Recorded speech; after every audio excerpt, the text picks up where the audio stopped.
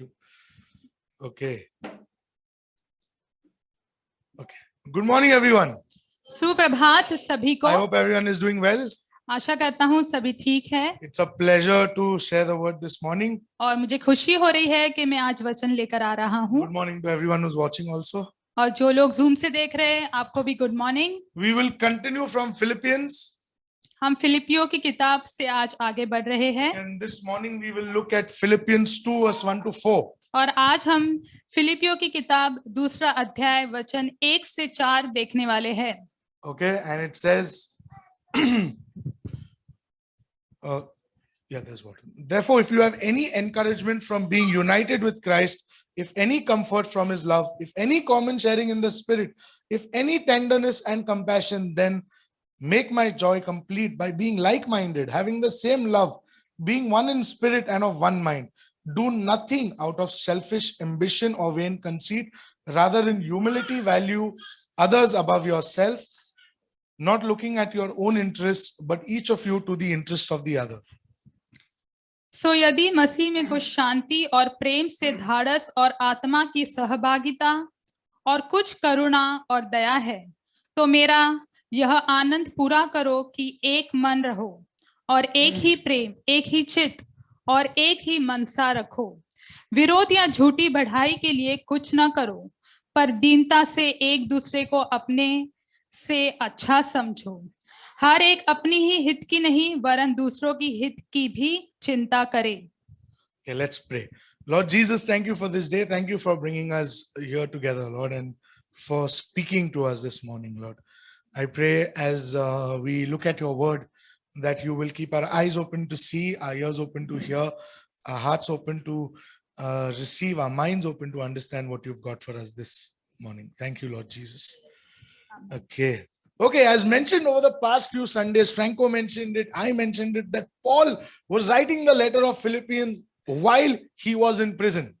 और फ्रैंको ने ये बात गए हफ्ते बताई और हमने ये सुना कि पौलुस जो खत लिख रहा था फिलिपियों को, वो जेल में लिख रहा था। Okay, and even though he was in prison, in this letter he doesn't focus on his imprisonment, he's focusing more on the readers of the letters. और जबकि वो कैद में है तब भी वो अपने आप पे नहीं, लेकिन जो लोग ये खत लिखने वाले हैं उन पर ध्यान दे रहा है। Okay, so these verses start with therefore. तो इन वचनों में यदि यह शब्द का इस्तेमाल So हुआ when है। we see a therefore, it means we need to look at what came before the therefore. और अगर यदि यह शब्द आता है तो हमें देखना है कि यदि से पहले क्या बातें हुई है। So to understand what comes after therefore, we need to see what came before therefore. तो यदि के बाद में क्या हुआ वो जानने के लिए हमें यदि से पहले क्या हुआ वो जानने की आवश्यकता है। Okay, so therefore is leading to a conclusion of what Paul has been saying in chapter 1. तो उसके कारण जो बात पौलुस कह रहा है पहले अध्याय में, उसका परिणाम निकल कर आ रहा है, खास करके अंत में। Okay, in chapter 1 Paul is telling the Philippians, live a life worthy of the gospel. और पौलुस जो है फिलिपियों से कह रहा है अपना जीवन सुसमाचार की योग्यता के अनुसार से जियो। Okay, he's speaking of suffering not as a punishment but as a gift from God, just like belief in God is a gift from God. This is, I'm not saying this is Philippians 1 verse 29 from the Message. वो पीड़ा को दंड नहीं लेकिन परमेश्वर की ओर से एक वरदान है, ऐसा कह रहा है, जैसे परमेश्वर पे विश्वास भी एक प्रकार से वरदान है। So take a moment to let that sink in. तो एक क्षण ले लीजिए और अपने अंदर वो बात जाने दीजिए। Okay, but he also adds, he says, do not fear. लेकिन और एक बात वो वहां पर जोड़ रहा है, वो कहता है कि डरो मत। Okay, whether it is physical, whether it is spiritual, don't fear, because fear encourages the enemy. चाहे वो आत्मिक हो या शारीरिक हो, डरिए मत क्योंकि शत्रु को उससे प्रोत्साहन मिलता है। But faith, which is the opposite of fear, confuses the enemy. लेकिन विश्वास जो डर का विरोधार्थी है, उससे जो शैतान है वो कंफ्यूज हो जाता है। Okay, faith also brings joy. और आनंद, विश्वास जो है वो आनंद भी लेकर आता है। That's from Romans 5 verse 2. I'm paraphrasing. और वो रोमियो 5 वचन 2 से है और उसको मैंने संक्षेप में बताया आपको। Okay, in the verses that we just read, he's concluding all these thoughts. और ये वचन जो हमने अभी पढ़े वो ये विचारों की समाप्ति वहां पर कर रहा Okay, है। so verses 1 and 2, they are corporate in nature. और वचन 1 और 2 जो है वो स्वभाव में सामूहिक है, Okay, it's for the church as a whole, और वो पूरी कलीसिया के लिए वो वचन है। which means it's also for us as individuals. उसका मतलब ये हुआ कि व्यक्तिगत रूप में वो हमारे लिए भी है, But verses 3 and 4 specifically speak to the individual. लेकिन वचन 3 और 4 खास करके व्यक्तिगत रूप में बात करते हैं। Verses 1 and 2 talk about who we are, और वचन 1 और 2 कहते हैं कि हम कौन है, while verses 3 and 4 they talk about the outworking of who we are. और Okay? वचन 3 और 4 वो बातों के बारे में बताते हैं कि जो हम है उसके द्वारा हमारे द्वारा क्या काम होते हैं। Okay, so Paul is implying, he's telling the Philippians that listen, you are united with Christ, you are comforted by his love, and that you have a common sharing in the spirit, and you have tenderness and compassion. और पौलुस वहां पर कलीसिया से कह रहा है कि तुम पर यीशु के द्वारा तुम्हें शांति मिली है और एक ही आत्मा को तुम बांट रहे हैं, तुम्हारे अंदर कोमलता है और दीनता शामिल है। Okay, he's spelling out the outworking of our lives as Christians. और वो बता रहा है कि मसीह होने के नाते हमारा जीवन कैसे होना चाहिए। Okay, he's phrased it saying, if it looks like an optional statement, but it's not. He's making an absolute statement. और उसने ऐसा यहाँ पे शब्द इस्तेमाल किया है यदि, जैसे कि वह चुनाव दे रहा है, लेकिन यहाँ पर चुनाव नहीं है। Okay, he knows, and the readers know that as Christians, we have and are all these things. और वह जानता है, और पढ़ने वालों के नाते हम जानते हैं कि हमारे पास और हम ये सभी चीजें रखते हैं। All these things that is mentioned, that is united with Christ, comforted by his love, and the other two things, these God gives us when we accept him in our heart. और ये Amen? सारी बातें कि यीशु मसीह के साथ एकता, उसकी शांति, ये सारी चीजें यीशु मसीह के द्वारा हमें दी गई है। And we have these things, they are like in unlimited vats that is filled and it is continuously being poured in our life. और हमारे पास ये चीजें जैसे भरपूरी से हमारे जीवन पर उंडेली गई है। Okay, we are these things हम ये चीजें हैं and have the capacity to outlive these things. और हमारे पास क्षमता है कि ऐसा जीवन भी हम जिए इन बातों के You अनुसार। know why? अब जानते हैं क्यों? Because I have been crucified with Christ, and it is no longer I who live, but Christ who lives in me. Amen. क्योंकि मैं यीशु मसीह के साथ क्रूस पर चढ़ाया गया और अब मैं जीवित नहीं, लेकिन यीशु मसीह है जो मुझ में जीवित है। Okay, and this verse goes on to say, and the life I now live in the flesh, I live by faith in the Son of God who loved me and gave himself for me. और अब जो जीवन में शरीर में जीता हूँ वो उस मसीह के द्वारा है जो मुझे प्रेम करता है और मुझे नया जीवन देता है। That's Galatians 2:20. और वो गलीतियों का 2 अध्याय वचन 20 है। So you must have read that and said, I don't see it in me, I don't see it in others. और आप कहेंगे हाँ वो ठीक है, लेकिन ये दूसरों में मैं नहीं देखता हूँ। But it is no longer you who live. लेकिन अब आप नहीं जी रहे हैं, Christ lives in you. Amen. लेकिन यीशु मसीह आप में जीवित है। It may be difficult to believe, but Christ lives in me also. ये विश्वास करना कठिन हो सकता है, लेकिन एरिल में भी यीशु मसीह जीवन जीते हैं। Okay. You may not agree, but Eliana agrees with me, and I'm really grateful for that. और आप सहमत नहीं हो सकते हो, लेकिन एलियाना सहमत है एरिल के साथ और वो बहुत खुश है इस बात से। Okay. Let's look at this. We are united with Christ. हम यीशु मसीह के साथ एकता में हैं। Amen. आमीन। Okay. Can you show some more excitement? क्या आप और उत्साह दिखाएंगे? Okay. Can you say it with me? 1, 2, 3. We are united with Christ. Amen. आप एक साथ में कहे हम यीशु मसीह के साथ एकता में हैं। Whenever you doubt this fact, whenever Satan tries to tell you otherwise, remember, you and I are united with Christ. और कभी भी अगर आप इस बात पर संदेह करते हैं या शत्रु आपको इससे विपरीत कुछ कहता है, तो याद रखें कि आप यीशु मसीह के साथ एकता में हैं। Ephesians 2:13 says, but now you have been united with Christ. Once you were far away from God, but now you have been brought near to him through the blood of Jesus. और एफिसियों के 2 अध्याय वचन 13 में लिखा है कि अब तुम यीशु मसीह के साथ एक किए गए हो। एक समय था जब तुम परमेश्वर से दूर थे, लेकिन अब तुम परमेश्वर के करीब आ ला चुके हो उसके लहू के द्वारा। Okay, brothers and sisters, rejoice.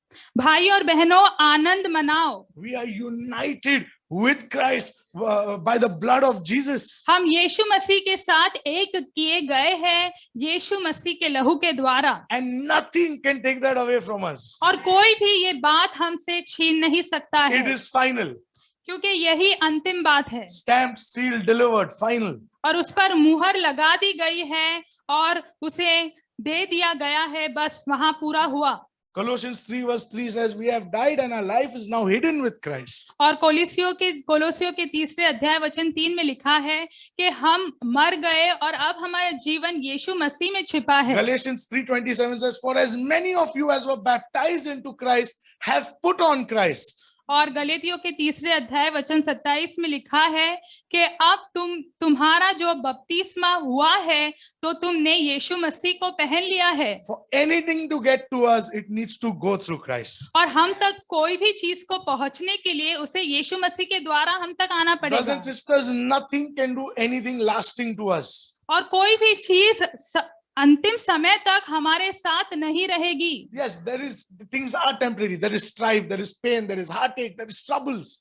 हाँ, कुछ तात्काल के लिए चीजें होगी, जैसे मुश्किल आएगी, संकट आएगी, पीड़ा होगी हमारे पास, But it's not forever. लेकिन वो हमेशा के लिए नहीं होगी। You know why? Because Jesus has conquered everything. Amen. आप जानते हैं क्यों? यीशु मसीह ने विजेता हासिल की है सभी चीजों पर। Okay, we are baptized into Christ. हमारा बपतिस्मा यीशु मसीह में हुआ है, So we have put on Christ. तो हमने यीशु मसीह को पहन लिया So है। Christ's victory is our victory. Amen. तो यीशु मसीह की जीत हमारी जीत है। आमीन। Again, I'm not making this up. This is 1 Corinthians 15 verse 7. और मैं इसे बना नहीं रहा हूँ। 1 कोरिन्थियों की किताब 15वें अध्याय वचन 7 में ये लिखा You है, and I are united with Christ. आप और मैं यीशु मसीह के साथ एकता में है। Okay, and we are together united with Christ, not just as individuals. Okay? और हम केवल व्यक्तिगत रूप में नहीं, लेकिन हम साथ मिलकर यीशु मसीह के As a साथ एकता में community, हैं। as a church, एक we are समाज, united with एक Christ. कलीसिया होने के नाते हम यीशु मसीह के साथ एकता में The हैं। second thing he says is that we are comforted by his love. और दूसरी बात वो कहता है कि हमें उसके प्रेम के द्वारा शांति मिलती है। Brothers and sisters, Jesus died for you and for me because he loves us. भाई और बहनों, यीशु मसीह आपके लिए और मेरे लिए मर गया क्योंकि वह हमसे प्रेम And करता है। this should be our ultimate comfort. और यही बात हमें शांति देनी चाहिए। Okay, Christian comfort does not mean the absence of suffering. और मसीहों का शांति या आराम का अर्थ ये नहीं है कि पीड़ा वहां नहीं होगी, But it is the presence of hope and joy despite of it. लेकिन आशा और शांति होगी मुश्किलों के बीच में भी। Paul himself is writing all of this in the midst of immense personal suffering. और पौलुस ये सारी बातें लिख रहा है पीड़ा के बीचों बीच में। Comfort isn't found in the abundance of worldly gains, और शांति दुनिया की चीजों को हासिल करे तब नहीं मिलती but है, it is found in the love of Christ even in the midst of trial and suffering. लेकिन Amen? वो यीशु मसीह के प्रेम में मिलती है जब हम संकट या मुश्किलों के बीच में हो तब भी। It's been so faith building. It's been immensely humbling, and it's also been very encouraging to read what Becca keeps posting about Chris. और बहुत विश्वास बढ़ता है और दीन हो जाता हूं मैं जब बेका क्रिस के बारे में पोस्ट करती है। Okay, as you know, Chris is battling cancer. और जैसे आप जानते हैं क्रिस जो है वो कैंसर से लड़ाई लड़ रहे हैं। In every post, in every prayer request that Becca puts up, और हर एक पोस्ट में या प्रार्थना निवेदन में बेका ये बात लिखती है। okay, she lets all her friends, all her family, whoever is following her on Instagram or on Twitter or on the page that they make, she lets everyone know that in the midst of this suffering, even though they are going through this strange form of trial, they found the joy and peace and comfort of God. और वो हर एक post में अपने मित्रों को और परिवार वालों को बताती है कि इतने संकट के बीच में भी उन्होंने परमेश्वर के द्वारा प्रेम और शांति पाई है। I can tell you, even though I'm standing here, I'm telling this to you, my attitude has not reached that level. और मैं यहाँ खड़ा हूँ और आपको ये बताना चाहता हूँ कि मेरा रवैया उस स्तर तक नहीं पहुंचा है। Okay, the very idea, the very word suffering just gets me all this. I don't know how to और describe हेरेल it. जैसे पीड़ा या दर्द की बात सुनते ही बस जैसे उन्होंने अभी किया Do it. You वैसा have to करते हैं। translate you have to translate it. Translate. वो ऐसे करते हैं। Tim Keller, one of the most famous preachers in the world right now, I think. और टिम केलर जो है संसार भर में सबसे प्रसिद्ध प्रचारक है Someone who knows the Bible inside out. और ऐसे कोई जो बाइबल को गहराई से समझते हैं। He says it is during his battle with cancer and his wife's battle with cancer. He's currently also he's battling a relapse of cancer. He said he's understood the comfort of God's love in a way that he never understood it before. और वो कहते हैं कि उनका और उनकी पत्नी का कैंसर से जो संघर्ष और लड़ाई रहा है उसके बीच में उन्होंने परमेश्वर के शांति और प्रेम को ऐसा समझा है जो वो पहले कभी नहीं समझ पाए थे। He's read the book of Psalms so many times, but it was during this time when they were battling cancer that the book of Psalms just came alive. और उन्होंने कहा कि उन्होंने भजन संगीता की किताब कई बार पढ़ी है, लेकिन इस समय में जब वो किताब भजन संगीता की किताब पढ़ रहे थे उसके वचन उनके लिए जीवित हो गए। Brothers and sisters, this isn't natural. और भाई और बहनों में बताओ ये आसानी से नहीं It आता isn't है something that is hardwired into you and me as human beings. और मनुष्य होने के नाते ये बातें हमारे अंदर आसानी से नहीं आती है। But this comfort, this joy in the midst of suffering, it comes because of the grace of God. लेकिन ये शांति पीड़ा के बीच में भी तब आती है जब परमेश्वर का अनुग्रह हमारे साथ होता है। 2 Corinthians 1 verse 3 says, "Blessed be the God and Father of our Lord Jesus Christ, the Father of mercies and God of all comfort, who comforts us in all our affliction. For as we share abundantly in Christ's sufferings, so through Christ we share abundantly in comfort too."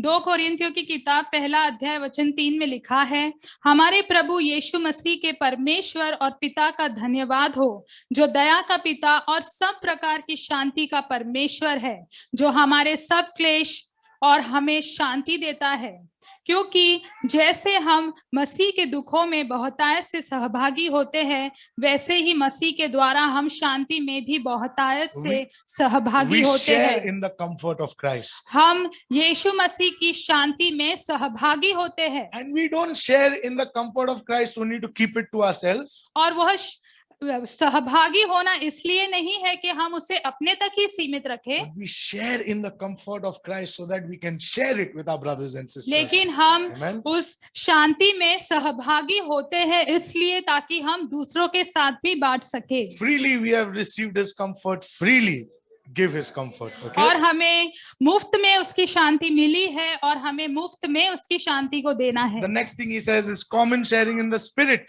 और आत्मा का सामान्य सहभागी होना या बांटना। Okay, we have as Christians a communion with the Holy Spirit. और हम मसीह होने के नाते हमारा पवित्र आत्मा के साथ में समानता है। Okay, the word used here is koinonia, which means fellowship. और जो शब्द का इस्तेमाल यहाँ पर हुआ है कोनोनिया, उसका अर्थ है संगति। Okay, we have a common fellowship with the Spirit. और आत्मा के साथ हमारा एक सामान्य सहभागी होना है।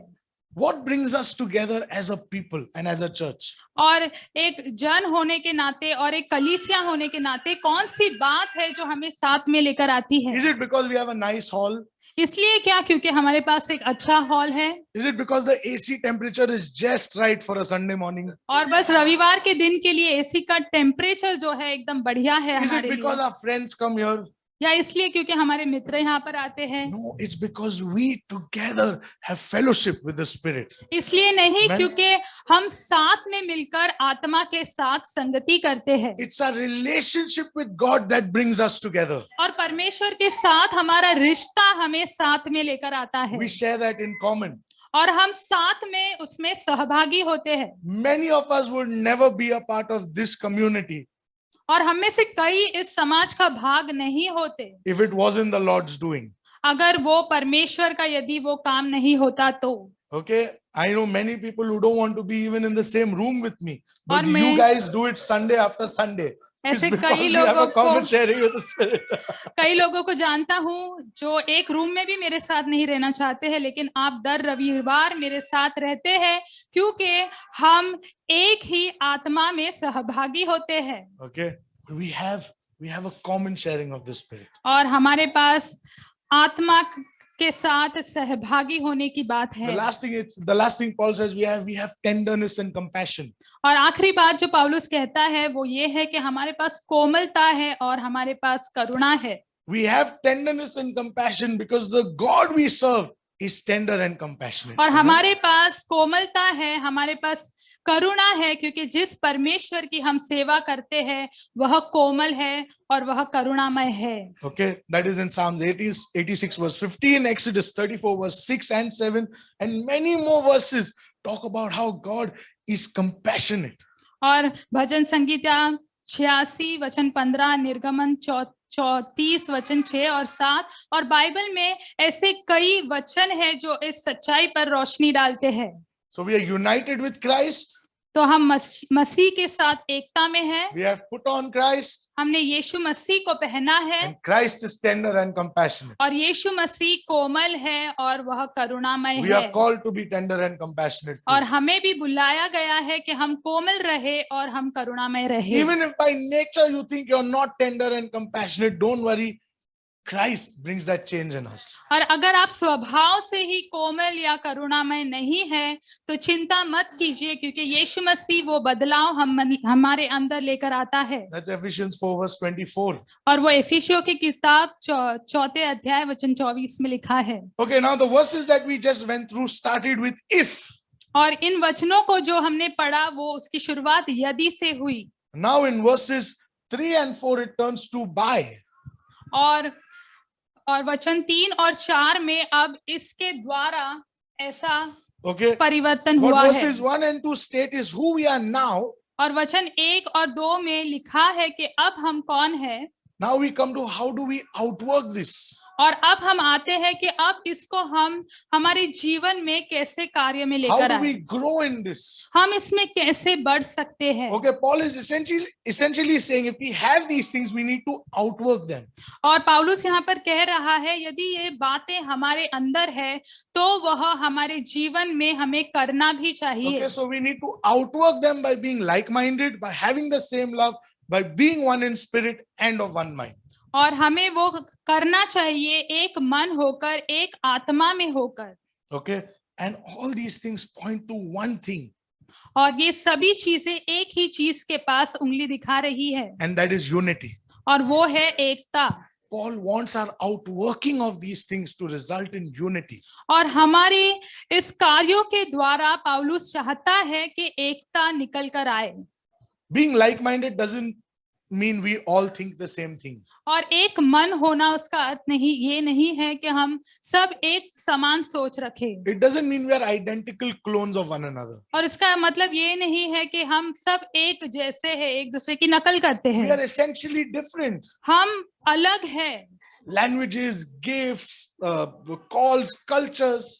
और हमारी जो भाषा है, हमारी बुलाहट है, हमारी संस्कृति है, वो सब कुछ अलग है। But we stand together in unison, right? लेकिन हम एकता में साथ खड़े होते हैं। We don't let our preconceived notions or our way get in the way of achieving all that God has planned for us as a church. और हमारी जो सोच विचार है या आदतें हैं वो हम उसे हमारे रास्ते के बीच में नहीं आने देते जिससे कलीसिया की बढ़ोतरी हो। Paul is trying to tell us whatever we do, however we do it, we need to be united in doing it. और पौलुस कह रहा है चाहे हम जो कुछ भी करें और कैसे भी करें हमें उसमें एकता में रहना है। Brothers and sisters, what unites us is not just the fact that we like each other. और भाइयों बहनों ये बातें हमें एक नहीं करती है कि बस हम एक दूसरे को पसंद करते हैं It's not about how well we get along with each other. या एक दूसरे के साथ हम कितना अच्छे से रहते It's हैं not even about how similar our fashion sense is. या हमारा जो फैशन है, ढंग है वो भी एक जैसा है। What unites us is our relationship with Jesus Christ. और जो चीज हमें एकता में लेकर आती है वो है हमारा प्रभु यीशु मसीह के साथ जो रिश्ता है, We are united towards and because of the irrevocable love of God. और परमेश्वर के उस कभी ना खत्म होने वाले प्रेम के कारण हम एकता में बढ़ते Brothers हैं। and sisters, we are united because He's given us a call and purpose as a church, as a family. और हम एकता में है क्योंकि परमेश्वर ने हमें एक मकसद दिया है, बुलाहट दिया है, कलीसिया होने के नाते, एक परिवार होने के नाते। And the thing is, you and I, we need to fight to maintain this unity. और बात ये है कि आपको और मुझे लड़ाई लड़नी है ताकि यह एकता में हम बने रहे। A lot of forces will try to come and destroy this. और कई सारी चीजें हैं जो आकर इसको विनाश करने की कोशिश करेगी। Okay, they will try to sow seeds of discord in our hearts and our mind. और वो हमारे हृदय में और हमारे मन में विभाजन के बीज बोने की कोशिश They will करेंगे। try and come and tell you about things that you and I need to get irritated with. और वो ऐसी चीजें हमें कहेंगे जिससे आप और मैं, मुझे जो चीजें पसंद नहीं आएगी। 1 Peter 5 verse 8 says that the enemy is prowling, is looking to devour people. और 1 पतरस का वचन 5वां अध्याय का वचन 8 में लिखा है कि शत्रु रुका हुआ है कि वो हमारा विनाश कर सके। There are quirks and there are characteristics and the way people talk, sometimes the way they dress, that rub people the wrong way. और कभी कभी आदतें होती है या अंतर होते हैं हमारे बीच में जिस तरह से लोग बर्ताव करते हैं।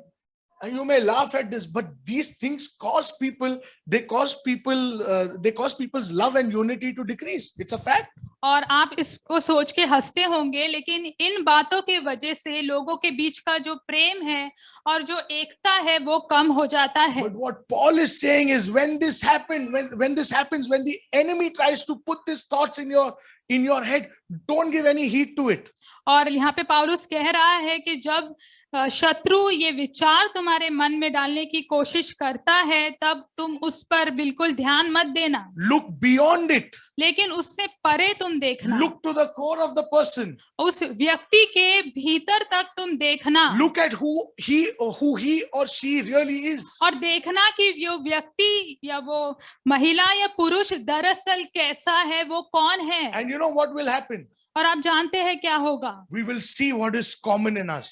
और हम देखेंगे कि हमारे बीच कौन सी बातें सामान्य And है। you know what is common in us? और आप जानते हैं हमारे बीच में क्या सामान्य है? No matter how much the other person rubs you the wrong way, चाहे कोई व्यक्ति तुम्हें गलत तरीके से क्यों ना व्यवहार करे। no.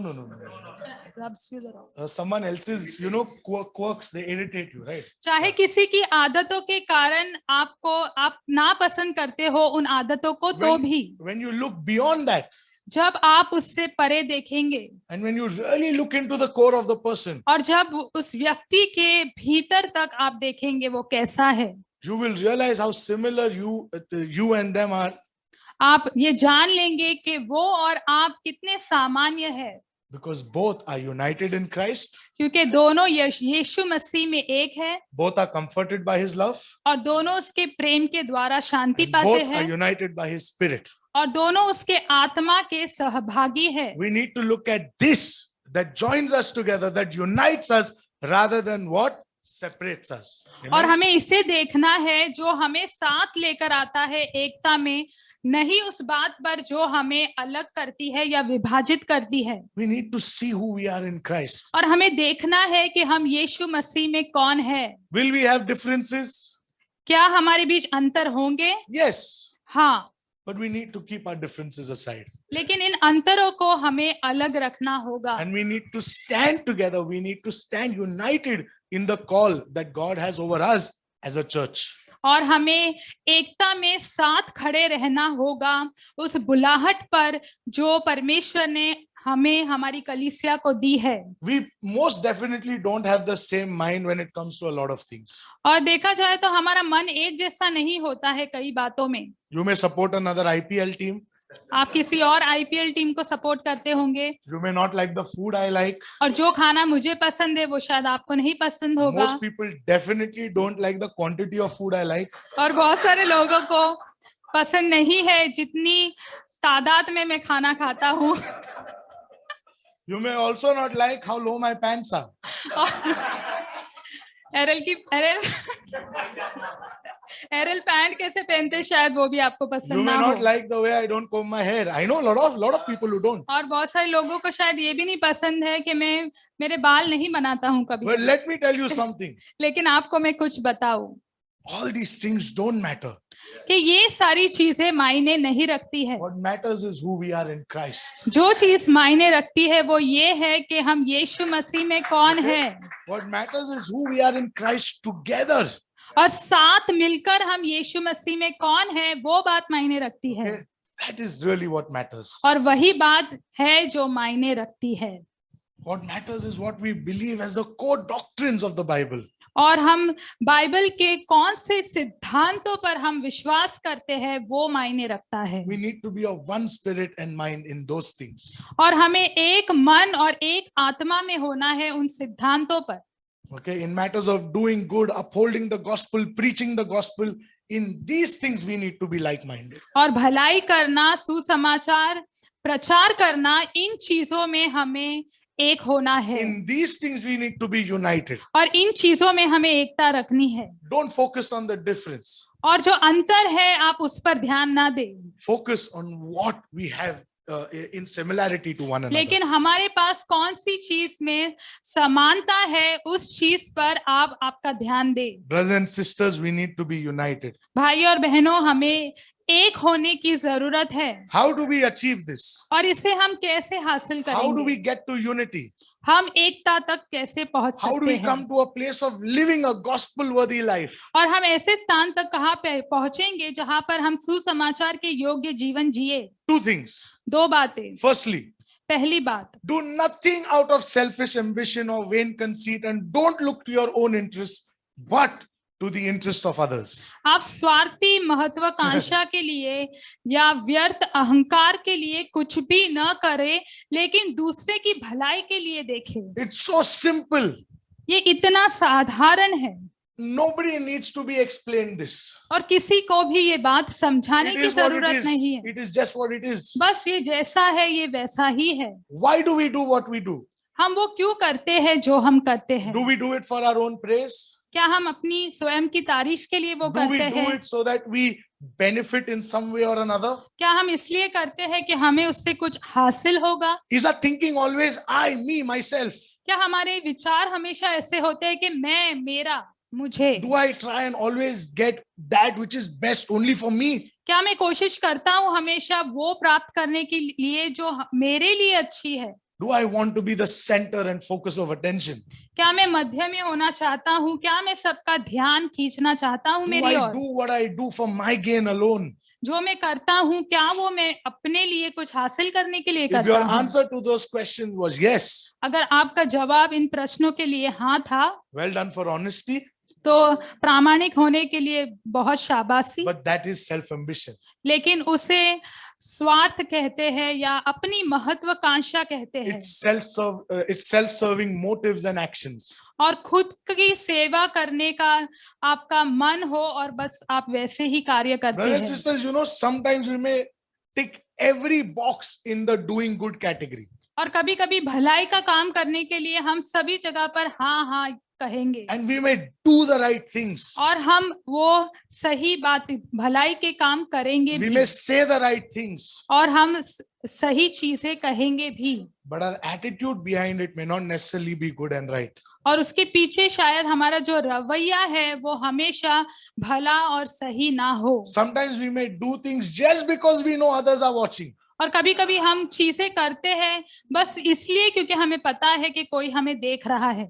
You know, sometimes we do things because you want someone else to say something good about you. और कभी कभी आप चीजें इसलिए करते हैं क्योंकि आप चाहते हैं कि कोई आपके लिए कुछ अच्छा कहे, Or because it increases our standing in others' eyes. या क्योंकि दूसरों की नजर में आपका स्तर बढ़ जाए इसलिए। Brothers and sisters, that is vain conceit and selfish ambition. और भाइयों और बहनों, वो स्वार्थी महत्वाकांक्षा है। Okay, I'm going to make a big statement. और मैं यहाँ पर एक बड़ा वाक्य बोलने वाला हूँ। No one can say that we are free from this. और कोई नहीं कह सकता कि हम इससे आजाद हैं। You may have periods where you're free from this. शायद आपके पास ऐसे समय होगा कि जब आप ये ना But करें या this- इससे आजाद हो। This is one of the way the enemy gets to us. लेकिन एक ही तरीका है कि शत्रु इस तरह से हम तक पहुंचता I है, know I battle with it also. और मुझे पता है मैं भी इससे युद्ध लड़ता हूँ। There are times when I need to keep rechecking my motives. Why am I doing what I'm doing? और ऐसा समय होता है कि मैं ये अपने आप से पूछता हूँ मैं ये चीजें क्यों कर रहा हूँ। Brothers and sisters, friends, please be careful about this. और भाइयों और बहनों, दोस्तों, आप ध्यान दें इस बात को लेकर। I don't have this written down, but this just brings to mind a story C.S. Lewis said. और मेरे पास ये लिखा नहीं है, लेकिन C.S. लुइस ने एक कहानी कही, वो मेरे दिमाग में आई। Okay, I think this is in the book called the Screw Tape Letters.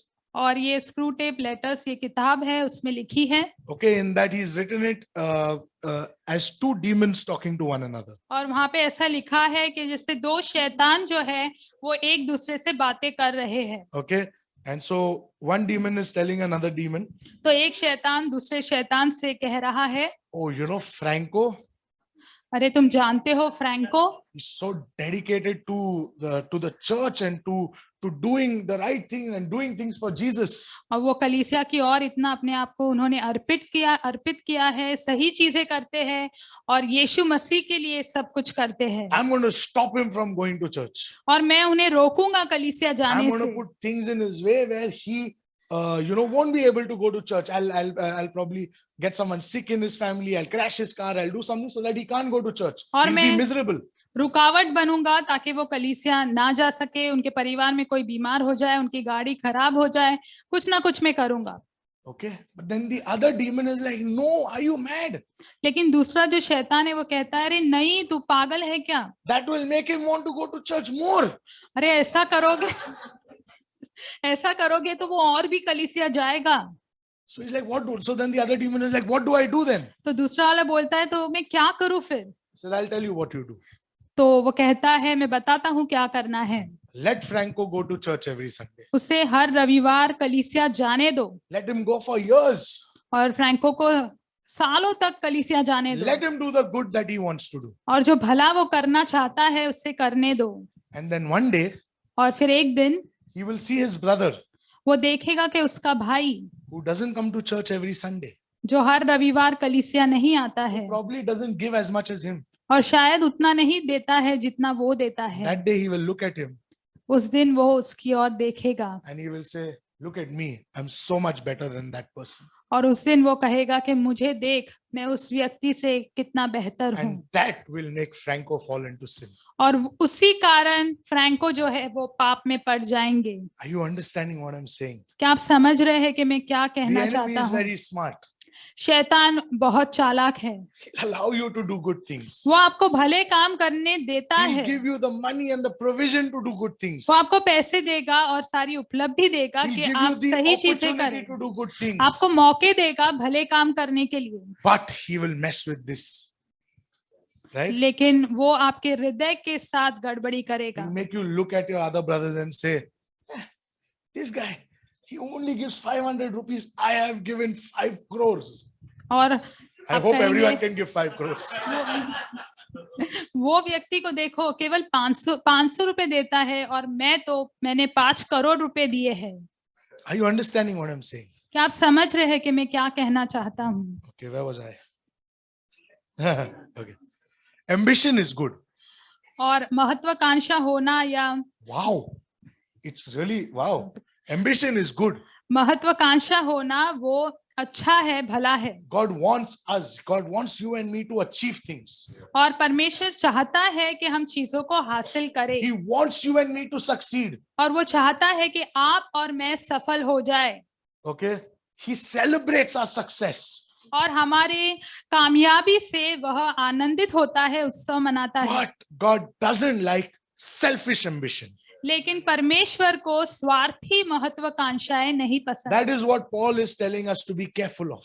और वही बात पौलुस हमें कह रहा है कि सावधान रहो। Why do you do what you do? आप जो करते हैं वो आप क्यों करते हैं, किस लिए करते हैं? Matthew 6 verse 5 explicitly warns us about not doing things because others are seeing or to get their praise. और मत्ती के 6 अध्याय वचन 5 में हमें ये चेतावनी दी गई है कि हम चीजें इसलिए नहीं करें क्योंकि हम दूसरों से तारीफ हासिल करना Matthew चाहते 6 हैं। verse 6 says that your father sees what you do in secret. और मत्ती 6 के 6 में लिखा है कि जो चीजें आप गुप्त में करते हैं वो आपका पिता देखता Those है। who do things out of selfish ambition, they get what they want. They get people's praise. और जो स्वार्थी महत्वाकांक्षाएं के लिए चीजें करते हैं उन्हें वो मिलता है जो वो चाहते हैं, उन्हें But लोगों की brothers and- तारीफ मिलती है। Brothers and sisters, everything that you and I do, we must do it to see God glorified. लेकिन भाई और बहनों, आप और मैं जो कुछ भी करते हैं वो हमें इसलिए करना है क्योंकि हम चाहते हैं कि परमेश्वर को महिमा मिले, We must do it to see our brothers being helped.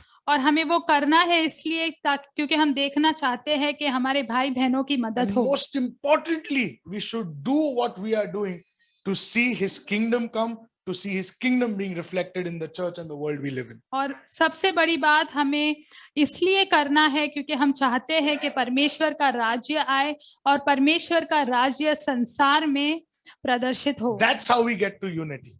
और उसी तरह से हम एकता में आगे बढ़ते हैं। Selfish people cannot be united. और स्वार्थी लोग कभी भी एक नहीं हो सकते हैं, एकता में नहीं हो सकते हैं। Favoritism is another way we show our conceit and we forfeit unity. और पक्षपात करने के द्वारा भी हम हमारा अहंकार दिखाते हैं। God hates favoritism. और परमेश्वर पक्षपात से नफरत करता There is है। no favoritism with God.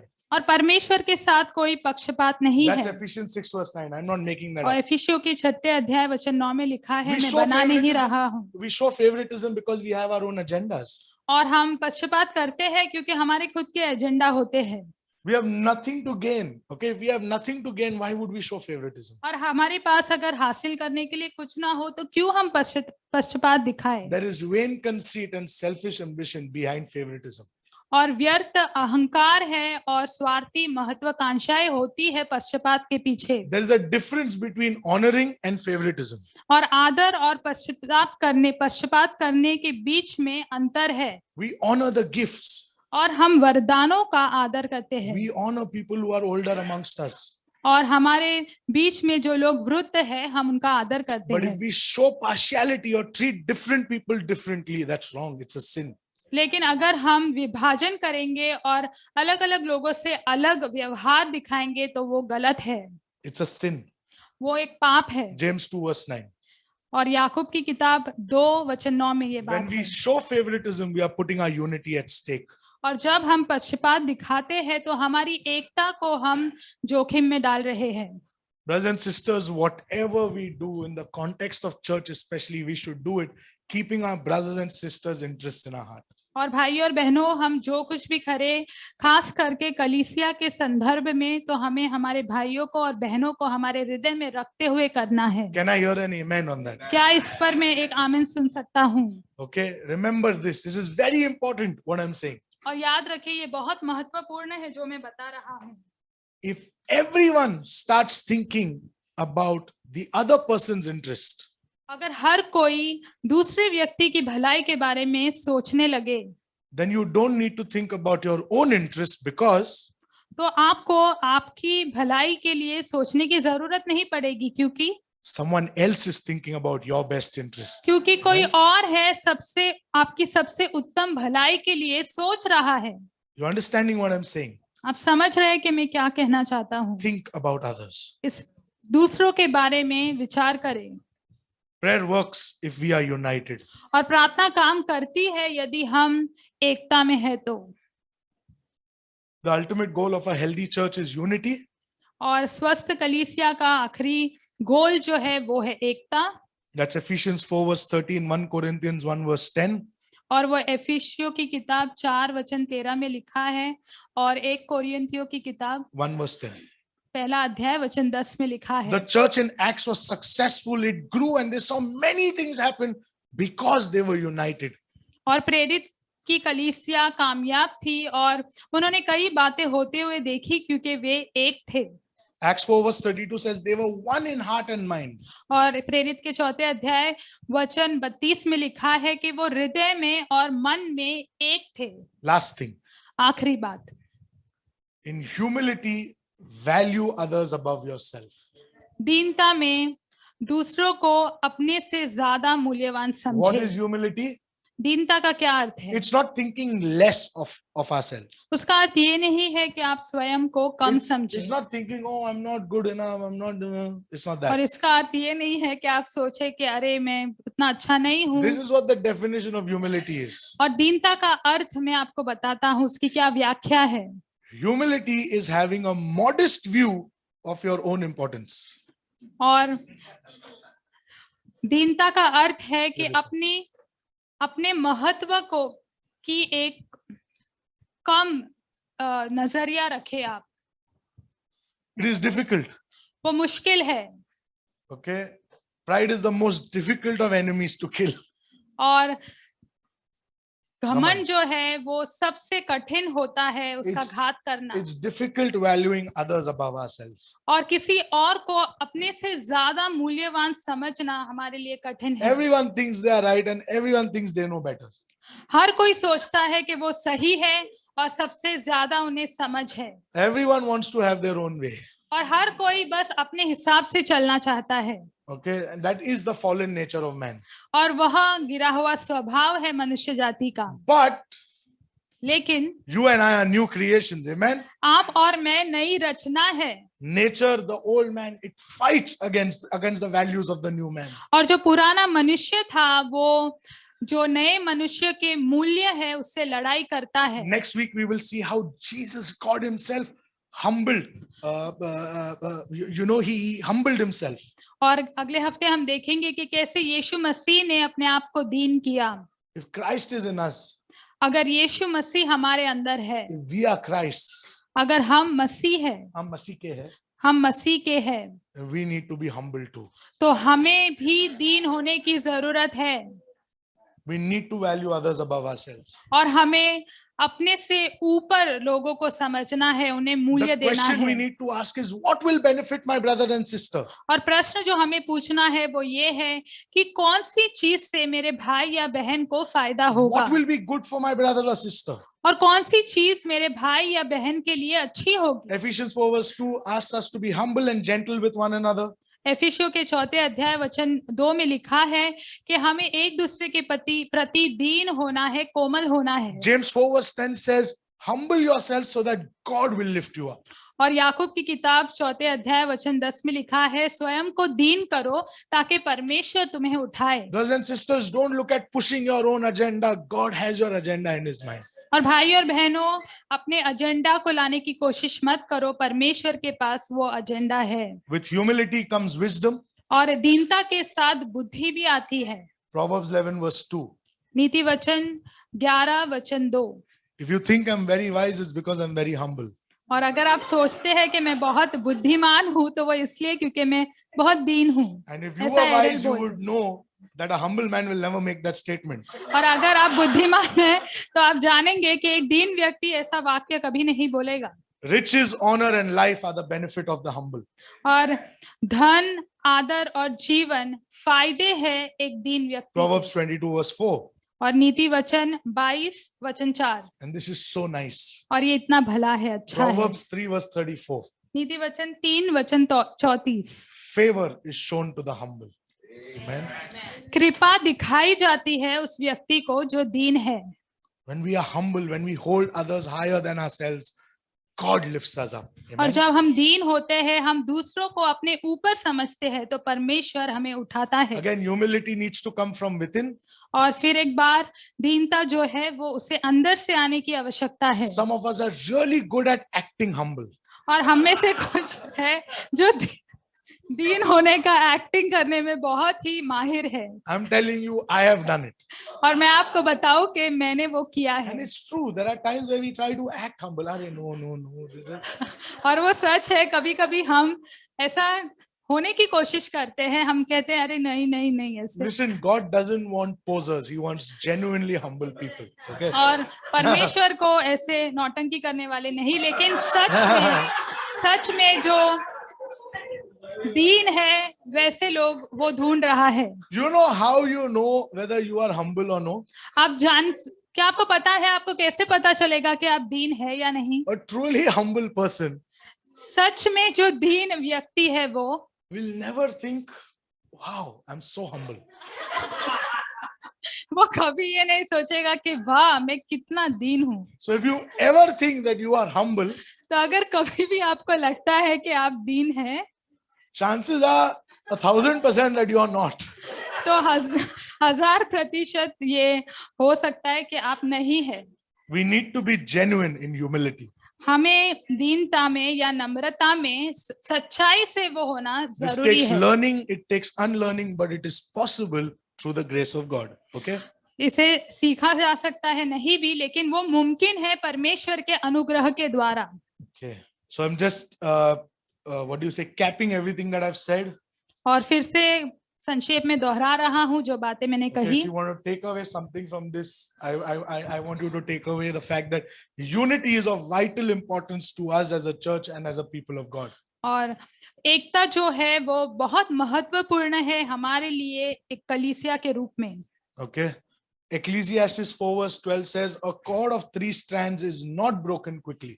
और एक्लीसियास्टिक के 4 अध्याय 12वें वचन में लिखा है कि 3 रस्सियों की जो चोटी होती है वो आसानी से नहीं तोड़ी जा सकती है। Okay, brothers and sisters, when we stand united, when we practice unity, we grow corporately, and that in turn brings individual growth. और Amen. भाइयों और बहनों, जब हम एकता में खड़े होते हैं और एकता में कार्य करते हैं तो हम सामूहिक रूप में बढ़ते हैं और उसी के द्वारा हम व्यक्तिगत रूप में भी बढ़ जाते Okay, हैं। I'm going to say that again.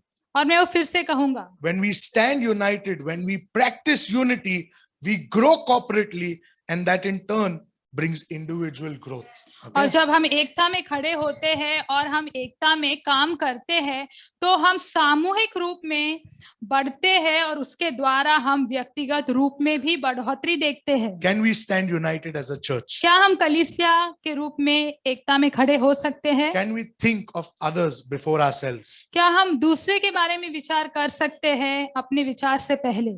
Okay, can we look to what my brothers and sisters want before thinking about pursuing our own agenda? क्या हम सोच सकते हैं कि मेरे भाइयों और बहनों को क्या चाहिए इससे पहले कि हम अपने विचार से काम करें? Thank you so much for being so patient with me. बहुत बहुत Over to Francis. शुक्रिया, आप हमारे साथ बने रहे।